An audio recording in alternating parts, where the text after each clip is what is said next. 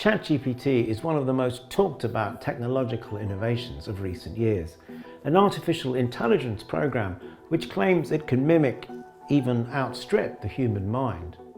But will it really replace us human beings, or is that all hype and exaggeration? Well, in this, the first of a series on the rather surprising history of artificial intelligence and where it might be going, I decided to put ChatGPT to the test. I asked it if it could mimic historian of science Professor Simon Schaffer, one of the most eminent academics in his field. The idea was to ask ChatGPT if it could answer a question about Sir Isaac Newton in the style of Simon Schaffer, who is a world-renowned expert on the English scientist. It's even rumoured he learned Latin so he could read Newton in the original. So anyway, as a little stunt, I asked ChatGPT, Cool. ChatGPT 4 no less, Whoa. to mimic you. The question is, was Isaac Newton a genius? If so, why? And if not, why not? Okay, and this is what ChatGPT said. Certainly, drawing upon the style of Simon Schaffer, who frequently dives into the socio-cultural context surrounding scientific endeavours. At the very mention of his name, one's mind is instantly filled with images of the iconic apple or the beam of light dissected into a spectrum of colours. Yet as we navigate the annals of history and the shifting terrains of epistemological authority, one must ask, was Newton truly a genius, or was he a product of his milieu? What do you think of ChatGPT's version of you then? That's a particular version of a small group, interestingly, very small group of texts by me. Plus, I think very significantly, at least one, maybe two review websites of my work. That material, you can see the joints, you can see how it's been assembled. So it's scraped what you've said. It would be an there. interesting exercise to pinpoint which bits of the work that's available online has been used there, but it's extremely well engineered.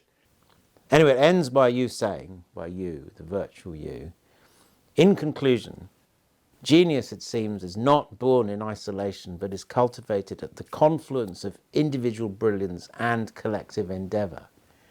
Ah, fair enough. It's bloody close. There are a couple of full steps, right? Societal is American. I never use that word, for example. You can tell what they've been reading, right?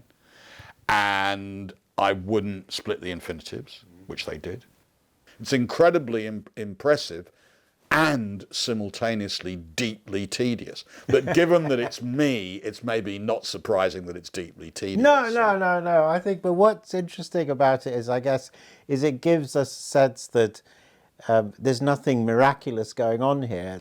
It's essentially got a database. Yeah, I mean, it would take me probably half an hour to work out the sources of that. Okay. No, I think it's amazing in some senses, but also kind of demystifying to hear, because you can sort of really see how they do it. You can see the joints and you can see how the building blocks are put together. It's also significant because it doesn't have a single fact. There isn't a single date, which is a bit odd, or event, which is also a bit odd, right? So that's why I know which pieces of writing they've used. Right. The marvel is there's a sense in which we're doing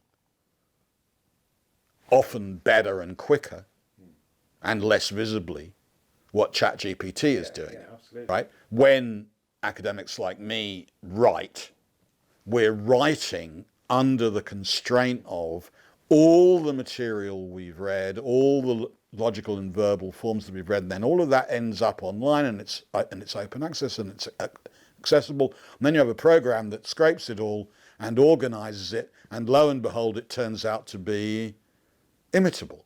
Well, that is not surprising. The question is it useful? Is it useful? And I think the answer is yes.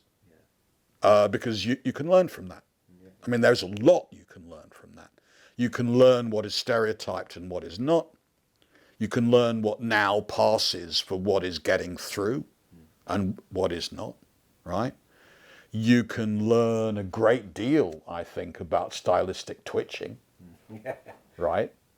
And for me, it's like looking at an extremely good forgery.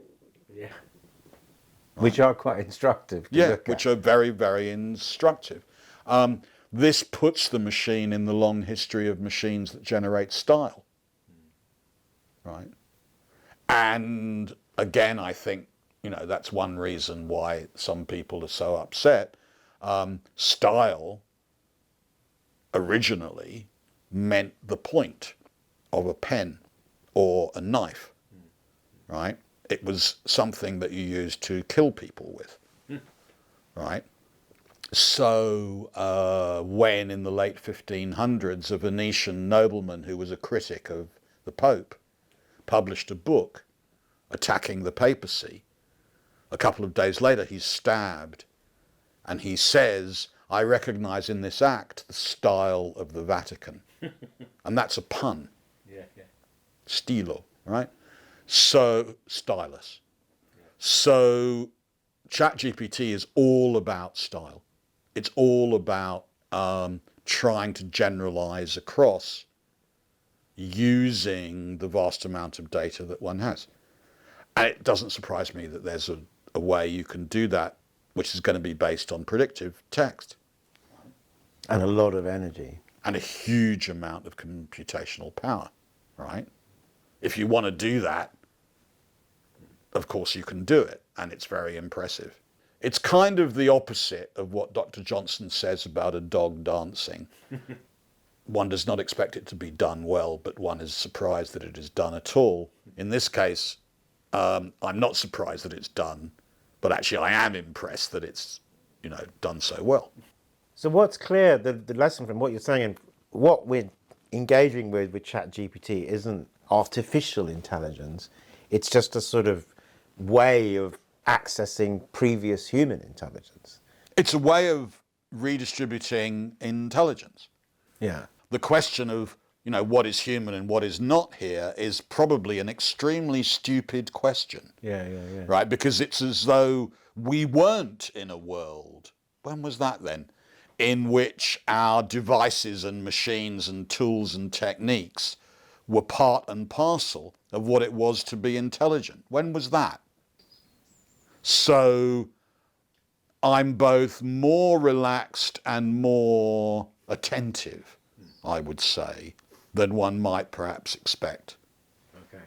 So you're more relaxed about the consequences of these machines, in the sense that you don't think they're going to upend society and unleash the fifth horseman of the apocalypse. Is that what you mean? Yeah, I mean... And what do you mean by attentive, though? Then? Oh, that it's a theme, a topic, a moment to which we need, and here I do mean we need to attend. In the next episode, we'll look at the mathematician, artificial intelligence pioneer and codebreaker Alan Turing, and we'll discover the surprising truth behind his world-famous test for determining machine intelligence, the imitation game. This is not the version of the Turing test that has become ubiquitous. If you want to know when the next episode in this series is available, please click the button below to subscribe. Thank you.